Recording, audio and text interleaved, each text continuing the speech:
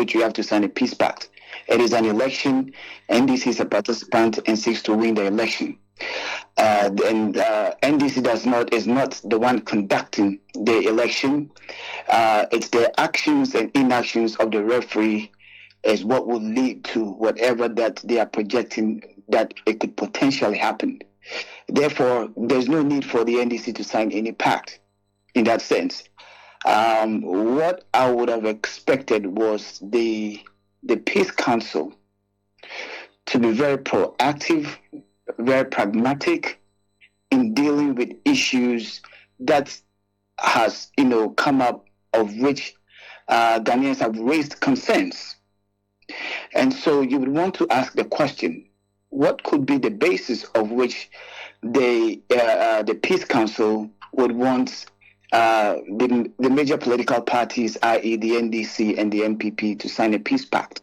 What could be the basis, right? They haven't really come out as to whether it is based on history, whether it is based on certain findings, or they have some information that we don't know. If they have a history, I'm tempted to believe, hypothetically, it will stem from probably 2020 election.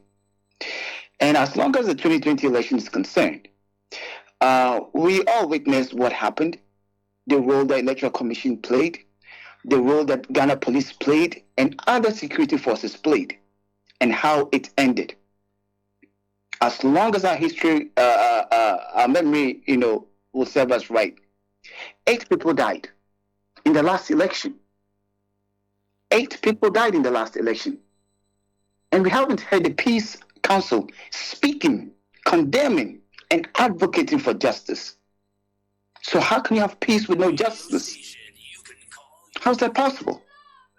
It appears that they want to renege on their core functions and rather do the usual antics that some politicians do, because there's no basis for a peace pact at this moment.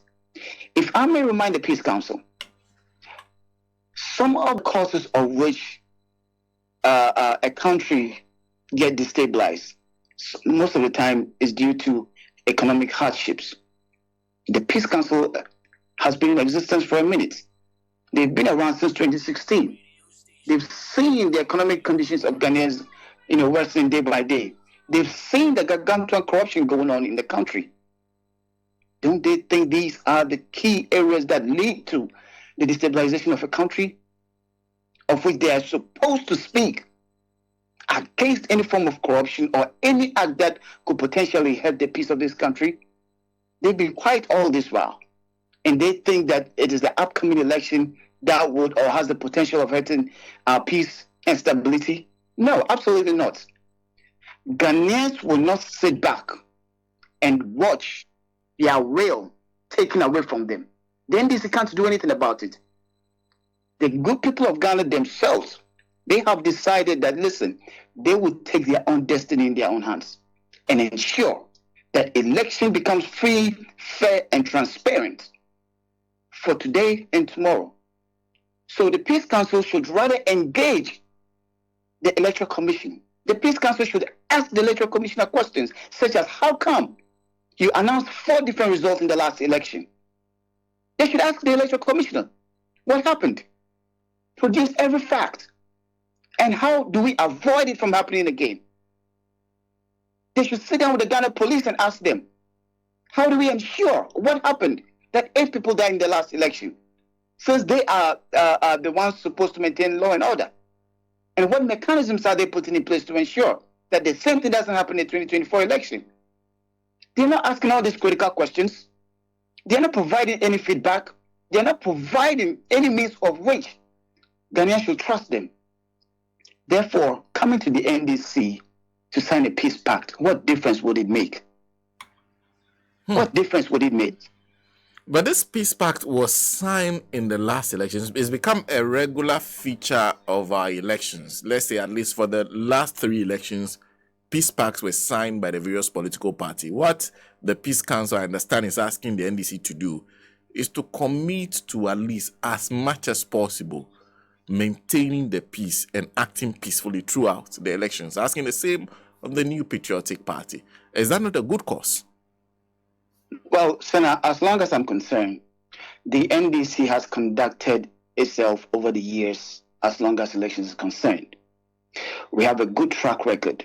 Indeed, when it comes to transforming our electoral system, the NDC has done 99% in terms of commitment. Talk of biometric, talk of changing the ballot boxes from whichever color to opaque, etc. We've done enough. We've invested heavily in the IT infrastructure of the EC. So, at what point has the NDC shown that they are not committed to peace as compared to the NPP that has a track record of always creating mayhem, threatening, bringing mercenaries from South Africa to train their thugs, to misbehave in the 2016 election? We can go into all that. But remember what happened at their party headquarters leading to the 2016 election? Guns blazing everywhere. We can go back to when they poured acid on themselves. So if they have anybody to raise concerns about their commitment to peace, it has to be with the NPP and the current electoral commissioner, not the NDC. The NDC hasn't shown any sign that they are a threat to the democratic system of our country, especially when we bettered the Fourth Republic. Where was the Peace Council when Bosman said the NDC is a threat to the democracy of Ghana, and he's supposed to be a referee? So once again, the Peace Council should stop being disingenuous. The Peace Council should be seen to be fair and just, so that Ghanaians can have trust in them. Because as of now, I don't think the Ghanaians do trust them. Especially when they came out with, they said they wanted what? They had a budget of $1 million. For what? For what? $1 million for what? Are they importing missiles from Ukraine? What did they need $1 million from? Are they police? So, Senator, you see, they themselves, they are a problem. The Peace Council themselves, I don't think that they are economically peaceful. They are not being sensitive to the plight of Ghanaians. Let me ask you, what would the NDC lose if if the pact is signed? Senator, the NDC signed in 2016, the 2020. What happened? 8 people died. So what's the difference? What's the difference? They committed to peace. And indeed, 8 people died. NDC lost members. And there have not been any justice. So give me another reason why the NDC would go and sign another peace pact. And what result will they yield if these people haven't changed their ways? If these people are not being sincere and committed to peace? If the system is not transparent, fair, how do you expect a peace pact to work? It is of no, it's not relevant at this moment. The Electoral Commissioner, the Ghana Police Service, the judicial system must ensure that before, during, and after election is peaceful. That's all they need to do. NDC has no business in ensuring that there's peace in the country. NDC's role is to ensure that they partake and play according to the rules of which they've done since 1992. So I will not, even advise that the NDC should sign any peace pact. Thank you. I see. There's one other issue, because you have been concerned with the actions of the Electoral Commission. I've heard this issue being raised by Dr. Omani Boamo, who is Director of Relations of the party. The former president has re-emphasized this on his campaign rounds about the fact that by this time, the provisional register should have been given to the National Democratic Congress in compliance with the law. What do you make of the EC's delay in obeying its own law?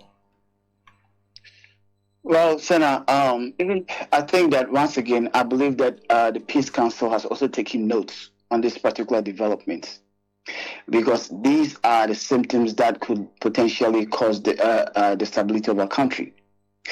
And therefore, they should take note of this. And if it truly they want peace in Ghana, they should be on the side of fairness and just to ensure that the Electoral Commission conducts, itself the ways it is expected. Now, Senator, I wouldn't call it incompetence. It is not incompetence. It is deliberate. It is deliberate because the EC, since 2020, have shown that they are very biased.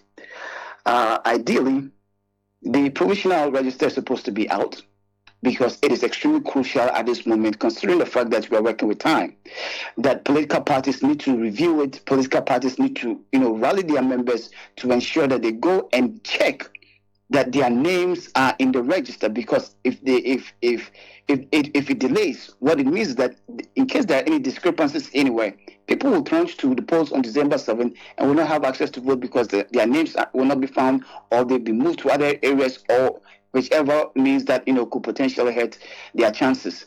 So AC's delay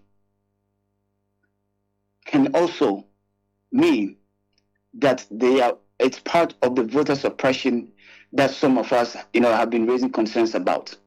Because if that is not the reason, there's no other justification why, with all the history, with all the track record, with all elections held in the past, they will be making such petty mistakes or coming out with such, frivolous excuses. So for me, I think that it is deliberate. And the Peace Council, I'll call on Peace Council to act on this, and the NDC as well. We must be very, very proactive, especially considering the fact that 3 of their devices, according to them, got missing. According to them, they are carrying out their own investigations. We are yet to see the outcome of the investigations. We don't know where the devices are. We don't know who has these devices and what it is being used at this moment. So it is very, very important for the EC to come out, clearly and tell us the state of these devices, and also why they have delayed. So to me, Senator, I consider this as one of their shenanigans, or what they call juju and tricks, to ensure that people get disenfranchised, especially the strongholds of the NDC, like they did in 2020. You think that this is deliberate? Yes, it is deliberate. The delay is deliberate. There's no other reason. Yes, it's on purpose, because they have enough track record not to make these silly mistakes. So I wouldn't call it an error. To what they end? Have enough track record. To what end? Well, to serve their master. I mean, Senator, we can go into comments that has been made in the past, including what's his name, McMenu, when he said if the NEC is not careful, we might not 2024, we might not even get the result that they will not even give us the result that we had in 2020. Who are you? Who are you to make such statements?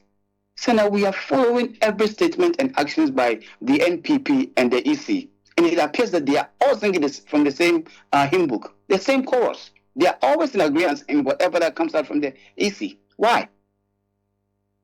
And when we seek to probe, then we become the bad guys. So we have to question the electoral commissioner. This is not incompetence. This is on purpose. This is deliberate. They are frustrating the system. And then they want to rush us into the election. No, it's not going to happen. We will take our time, we will scrutinize it, we would make sure that we cross all T's and dot every I before December 7th. And it will be on them. It will be on them. We will force them to play according to the rules. Mr. ARNOLD, APPIAH, thank you very much for speaking to us this morning. Thank you for having me, Senator. I wish you all the Have a best. good morning. ARNOLD, APPIAH is President, NDC Pro Forum US. So the question is exactly what did Mr. Johnson Asiedu Nketia say that was attracting the attention and that people are interpreting to be him saying that